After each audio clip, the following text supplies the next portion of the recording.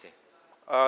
Tuan Yang Bertua, perbahasan saya akan dibahagikan kepada 3 tajuk. Satu, pembentukan Suruhanjaya Maritime Malaysia. Kedua, kemiskinan COVID ataupun COVID-19 poor.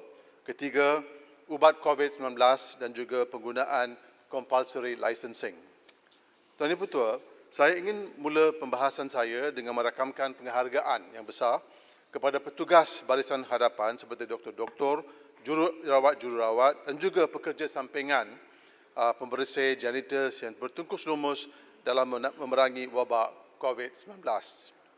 Saya juga berterima kasih kepada pasukan sukarelawan Parlimen Klang yang bertungkus lumus membantu pejabat saya mengedarkan bantuan kepada 25,000 keluarga terjejas akibat Perintah Kawalan Pergerakan di Klang. Dan juga penghargaan juga dihulurkan kepada IPD Klang Selatan, Majlis Perbandaran Klang dan NGO di Klang yang telah bekerjasama dengan pejabat saya untuk menolong rakyat tempatan semasa PKP. Pertama, Suruhanjaya Maritime Malaysia. Saya ingin mula perbahasan saya, Tuan Yang Bertua, dengan cadangan untuk menubuhkan Badan Kawal Selia Maritim yang boleh menguruskan aktiviti industri maritim secara adil, saksama serta menjaga kepentingan semua pihak yang berkepentingan, stakeholders, supaya industri maritim boleh bersaing dengan negara lain dan membawa keuntungan ke Malaysia. Khususnya Tuan Yang Bertua, saya cadang supaya Kementerian Pengangkutan menubuhkan Suruhanjaya Maritim Malaysia untuk menyelaraskan pengurusan keseragamaan ataupun uniformity serta memantau pembekal perkhidmatan di industri maritim di Malaysia. Penubuhan Suruhanjaya ini dapat mengekalkan ataupun mengelakkan tuduhan-tuduhan charge tidak berasas, iaitu arbitrary charges dengan izin, dan amalan tidak adil dalam sektor maritim. Tuan Yang Bertua, 2 minggu lalu saya telah mengadakan perjumpaan bersama-sama dengan Selangor Freight Forwarders and Logistics Association, SAFLA, dan wakil-wakil dari organisasi logistik yang terlibat dalam sektor pelabuhan dan maritim. Antara isu-isu yang telah dibangkitkan oleh kumpulan ini adalah berikut. Pertama, syarikat perkapalan memperkenalkan syarat-syarat dan kos-kos yang tinggi. Dan untuk makluman Dewan Yang Mulia ini, syarikat perkapalan itu selalunya adalah berasaskan daripada luar negara. Dan mereka memperkenalkan syarat-syarat dan kos-kos yang tinggi, termasuk arbitrary charges tanpa mendapat persetujuan daripada Bank Negara Malaysia atau mana-mana institusi kerajaan yang menguruskan sektor pelabuhan dan pengguna. Dan forwarders dan pengeluar-pengeluar tempatan dipaksa untuk menerima kenaikan kos ini melalui charge baru tanpa rundingan dengan mana-mana pihak kepentingan. Dalam kata lain, industri forwarding termasuk importers, exporters, termasuk penghilang terpaksa menerima kos yang ditentukan oleh shipping agencies ini. Kedua, kenaikan charge tidak sepadan dan kecekapan atau efisiensi yang dijanjikan oleh shipping agencies. Misalnya, Depot Gate Surcharge ataupun DGS telah meningkat dari RM5 pada tahun 2001 ke RM38 pada tahun 2020, iaitu peningkatan sebanyak 660% dalam lebih kurang 20 tahun. Tetapi, penambahbaikan efisiensi dalam pengendalian atau clearing container masih sama, iaitu 1 hingga 3 jam dan bukan 45 minit seperti yang dijanjikan. Ketiga, charge seperti sliding charges, container seal charge, delivery order fee, carrier date, interchange fee dan sebagainya, terminal handling charges, detention charges dan sebagainya telah meningkat sebanyak 300% dalam tempoh 7 tahun yang lalu dan charge perkhidmatan yang dikenakan oleh syarikat-syarikat perkapalan tidak dikawal oleh mana-mana agensi kerajaan. Kenaikan charge ini dilakukan secara sewenang-wenangnya dan tanpa konsultasi yang bermakna dengan pihak stakeholders.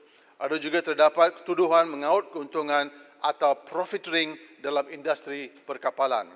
Nampaknya tidak ada agensi kerajaan yang ada kuasa terhadap syarikat perkapalan supaya syarikat-syarikat perkapalan bertulus dalam setiap peningkatan harga atau tarif perkhidmatan mereka kenakan.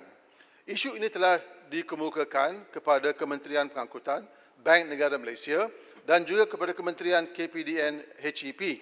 Tetapi sehingga hari ini tidak ada penyelesaian menyuruh atau win-win situation kepada semua pihak kepentingan. Tuan Dipertua, industri pelabuhan adalah sumber pendapatan yang besar untuk ekonomi Malaysia. Malah Pelabuhan Klang yang bertempat di Parlimen Klang ialah pelabuhan yang ke-12 tersibuk di dunia. Manakala keseluruhan Malaysia merupakan negara kelima tertinggi dalam kontainer port traffic di dunia. Kerajaan harus campur tangan supaya dapat menggalakkan pertumbuhan dan perkembangan dalam sektor ini. Campur tangan kerajaan adalah satu langkah yang wajib dilakukan. Sudah tiba masanya untuk memastikan ketertiban dan disiplin diangkatkan dalam industri yang membawa kepentingan dalam negara kita. Oleh kerana itu, kerajaan harus bercampur tangan dan mempertimbangkan keperluan untuk menubuhkan Suruhanjaya Maritim Malaysia untuk kawal selia perkhidmatan pelabuhan, termasuk kawal kos dan charge perkhidmatan dan regulate business practices secara adil di sektor pengangkutan maritim. Kementerian Pengangkutan Malaysia juga disarankan untuk melibatkan semua pihak berkepentingan dalam menambah baik berkesanan sektor maritim ini. Saya juga minta Menteri Pengangkutan menjelaskan penubuhan agensi pihak berkuasa Pelabuhan Nasional ataupun PBBN yang telah dikemukakan beberapa tahun yang lalu dan juga Menteri Pengangkutan untuk make public kajian dalam kajian National Port Strategy yang dibuat oleh Unit Perancang Ekonomi dan World Bank Group. Kedua, Tuan Dipertua, saya nak bangkit isu berkait dengan COVID-19 dan juga ubat yang telah dan compulsory licensing. Tuan Dipertua, setakat 26 Julai, jumlah kes jangkitan ataupun infections COVID-19 telah mencecah lebih kurang 16.2 juta orang di seluruh dunia. Dan daripada jumlah ini, sebanyak 648,000 orang telah meninggal dunia. Di Malaysia, walaupun kita telah berjaya kawal penularan COVID-19 pada beberapa minggu selepas, malangnya kita tidak dapat putuskan rantaian COVID-19 dengan sepenuhnya. Baru-baru ini, beberapa kluster baru telah mula muncul dan kemungkinan besar satu gelombang baru telah mula di Malaysia. Tuan Dipertua, penyelesaian yang mampan ataupun sustainable dengan izin untuk mengatasi wabak COVID-19 adalah penemuan ubat ataupun vaksin. Pada masa ini, beberapa institusi pengajian tinggi, agensi kerajaan dan syarikat farmaceutical seperti Universiti Oxford, Universiti Melbourne, Gilead Sciences dari Amerika Syarikat, China National Pharmaceutical Group dan sebagainya telah berusaha untuk menghasilkan vaksin untuk ubat untuk merawat penyakit COVID-19.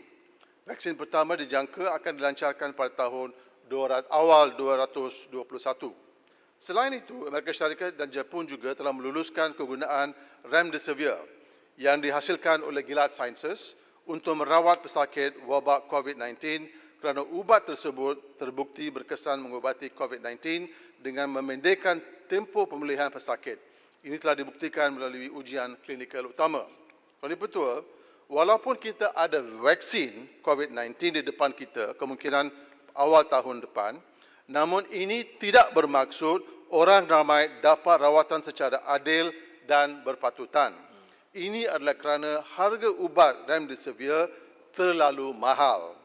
Berdasarkan surat terbuka daripada CEO Gilead Sciences, syarikat tersebut telah menetapkan harga Remdesivir pada USD RM390 iaitu RM106,602 untuk ringgit Malaysia untuk satu botol kecil, RM1662 Malaysia untuk satu botol kecil. Pesakit pula memerlukan 6 botol kecil Remdesivir sepanjang 5 hari rawatan. Ini bermaksud harga setiap rawatan akan adalah lebih kurang USD RM2,430 atau sebanyak RM10,000 Malaysia. RM10,000 Malaysia. So ini jelas menunjukkan bahawa harga Remdesivir yang dikeluarkan oleh Gilead Sciences adalah tidak munasabah oleh kerana harga itu terlalu tinggi untuk orang ramai di Malaysia. Dan juga kita dapati bahawa kalau kita gunakan di hospital, 10,000. Kalau kita gunakan di hospital swasta di Amerika Syarikat, 13,000 ringgit Malaysia. So this is extremely very expensive, and therefore there's something it is a problem for most people to consume. Ini adalah kerana kerajaan Amerika Syarikat telah ini pada pandangan saya sebenarnya tidak munasabah. Oleh kerana kerajaan Amerika Syarikat telah menyumbangkan sebanyak USD 7.5 juta sebagai insentif pembangunan ubat menurut laporan daripada Public Citizens. Dan kos clinical testing untuk Remdesivir telah dibiayai oleh US National Institute of Allergy and Infectious Disease. Dalam kata lain, development vaksin ini telah disubsidikan daripada cukai rakyat. Kos pengeluaran sebenar Remdesivir adalah sekurangnya USD RM1 untuk satu botol kecil. Ini bermaksud kos untuk seluruh rawatan tidak akan melebihi USD $5. Tambahan pula, potensi keuntungan Gilead Sciences daripada penjualan Remdesivir tahun ini dianggarkan, ini tahun ini sahaja, Tuan Ibu Ketua, tahun ini sahaja sebanyak US dollars 2.3 billion. Ini menjual untuk COVID-19. So jelas Gilead Sciences menggunakan keadaan desak ini untuk mengaut keuntungan.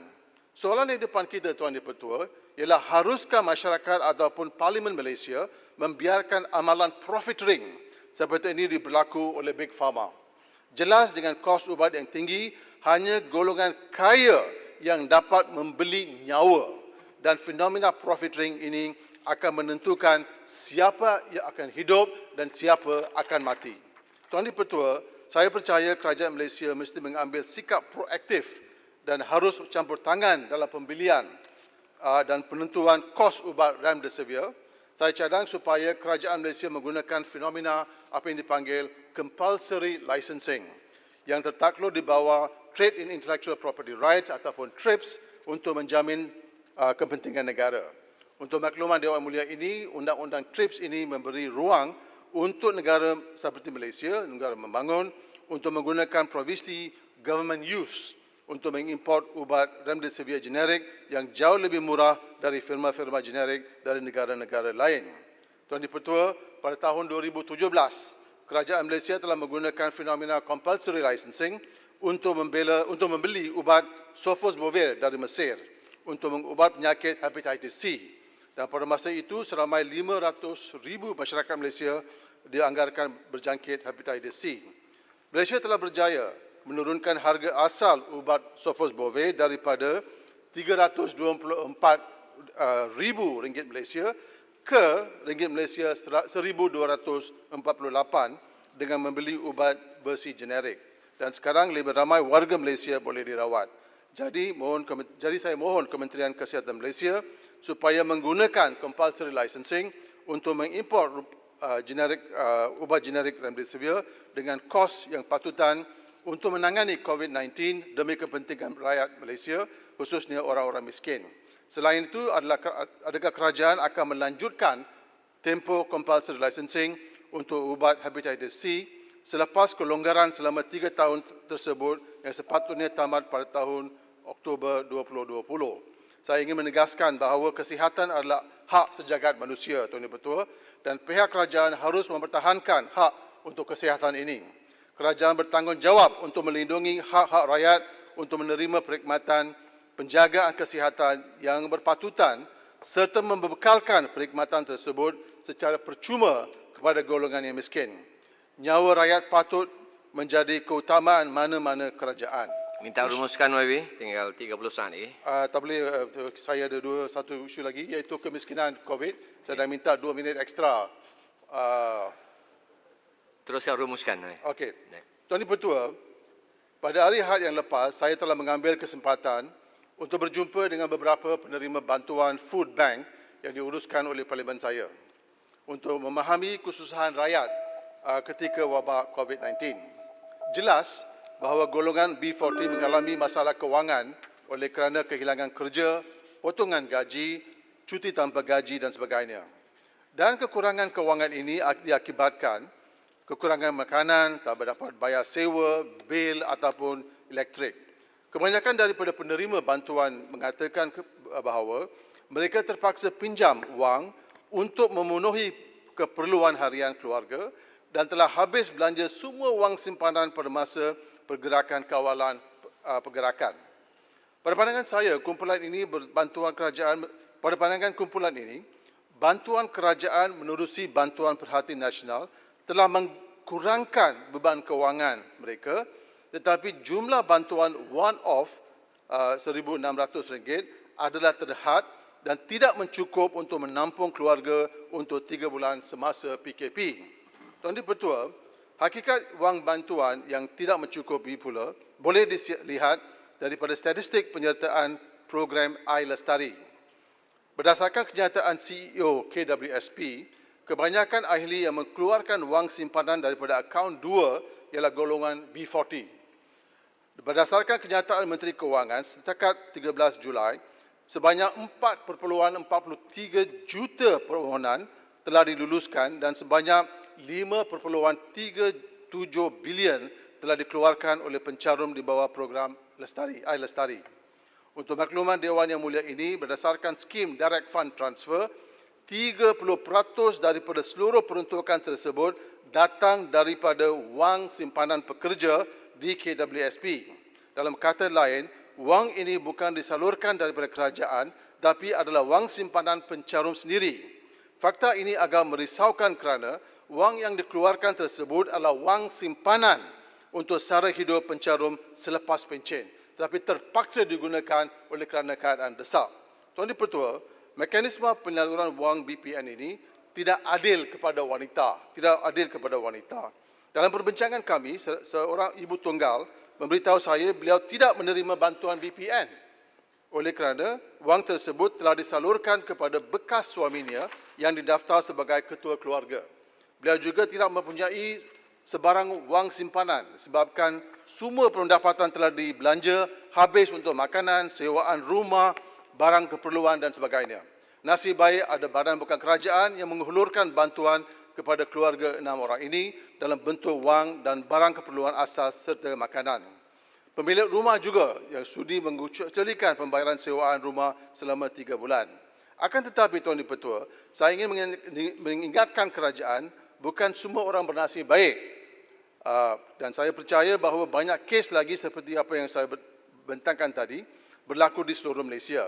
Ini menunjukkan sebenarnya bantuan kerajaan selama tempoh PKP sehingga PKPP adalah kurang berkesan.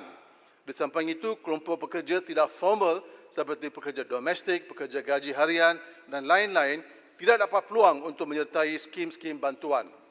Mereka tidak dapat menerima bantuan seperti subsidi upah, iLestari, Employment Insurance Scheme oleh KWSMP.